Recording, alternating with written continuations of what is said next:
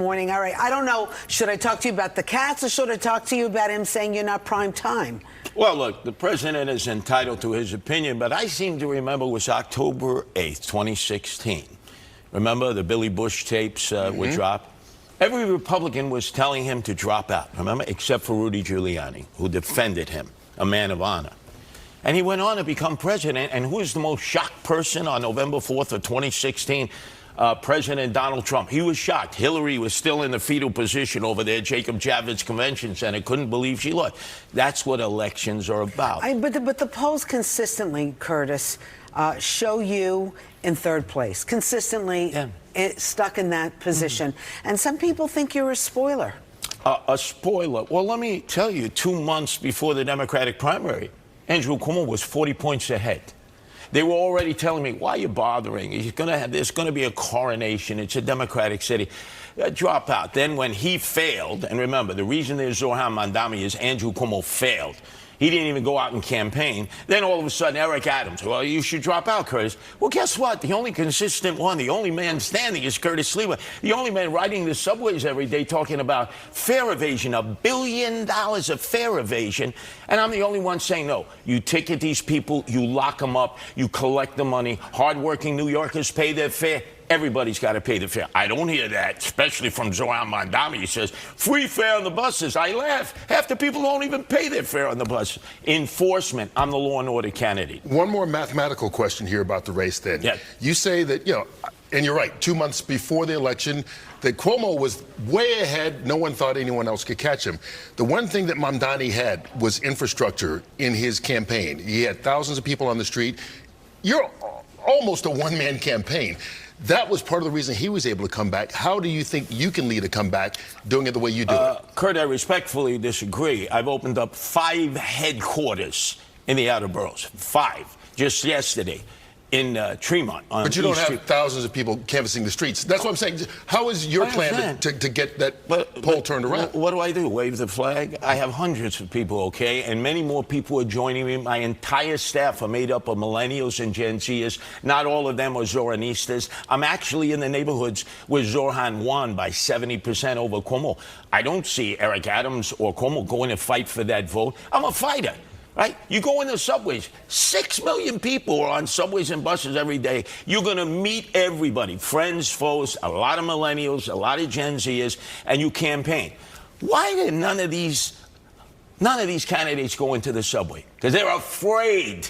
So if they're afraid to go into the subway, why should they suddenly not understand that that's a primary issue? And I'm the only one talking about getting more cops in the subway, 7,000 cops that we need desperately, and I'm the law and order candidate. By the way, I'm the only candidate talking about slashing income taxes, corporate taxes, property taxes, and slashing the budget. $118 billion budget. $41 billion goes to the Department of Education. $42,000 per student now. 100,000 less students. Students in 4th grade are not reading or writing or doing arithmetic at grade level. You got to slash that budget because even teachers, with all that money, are still having to pay for supplies in the classroom. And then there's restorative justice, where if all of a sudden, let's say, Rosanna, you were my teacher, and I assaulted you, guess what? I don't get locked up. I don't get suspended. I don't get expelled. We sit in a room with a moderator, and I say, teacher, I'll never do it again. And then when I walk out the door, I said, snitches get stitches and end up in ditches.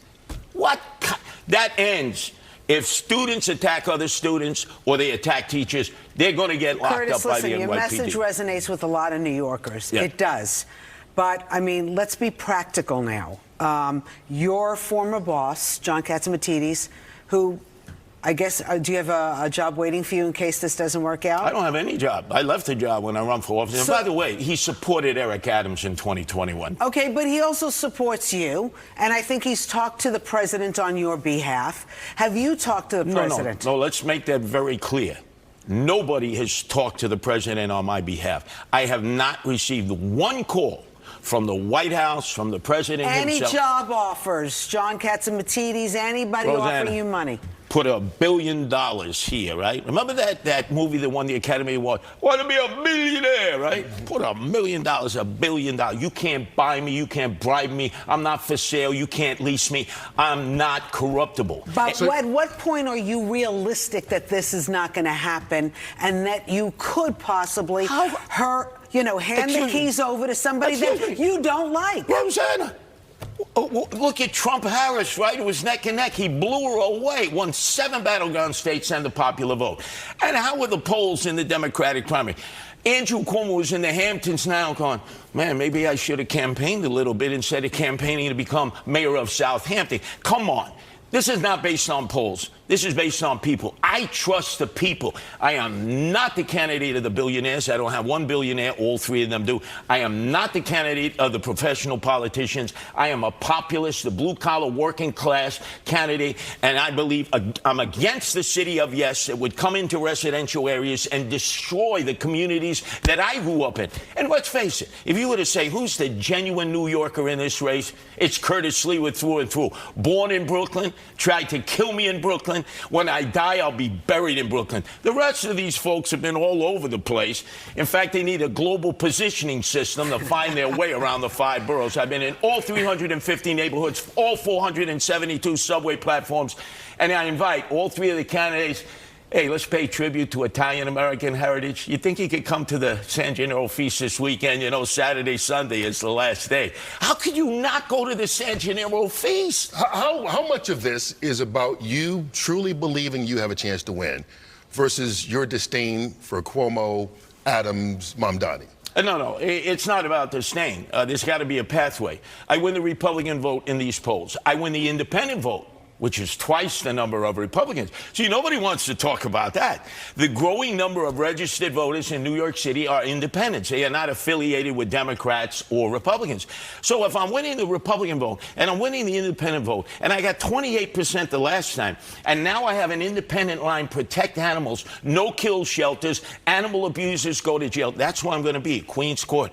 Remember that guy who killed that pit bull, dragged him in the streets in the morning, set him on fire? You know, he was released, no cash bail. Andy Cuomo, that's you on you. Zorhan agrees with that, and Eric Adams has done nothing about that. I'm going to make sure that that guy, that animal abuser, gets locked up with the keys thrown away. How many cats would you, if you won, how many cats would you have at Gracie Mansion? You know, what a specious argument that was. Because in 2021... the president brought it up. How many cats would you have? Remember the president in Springfield, Ohio. They're eating dogs, they're eating cats. People were making memes with President Trump surrounded by cats and dogs. All right, we got to go. We got to go. He had 17 cats at one point in his apartment. My wife has dedicated her life to saving cats from being euthanized in the shelters like other animal rescuers. I stand with my wife, Nancy. Curtis, you know how this game is played. We have equal time rules. We've invited all the candidates on.